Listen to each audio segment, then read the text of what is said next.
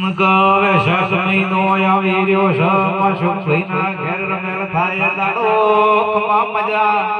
એ દાડો કૃષ્ણનો નામ સડાઈ દેશે બેનરમો કૃષ્ણ ભુવાજી તું ગોગો ખમા કે તું બાપા આ ખમા કહી દે મોહડતા ઓ જે દાડો એમની રમેલ છે મને પૂછો ને એ દાડો ગોગા તારા ભુવાનો નામ લસીનો શું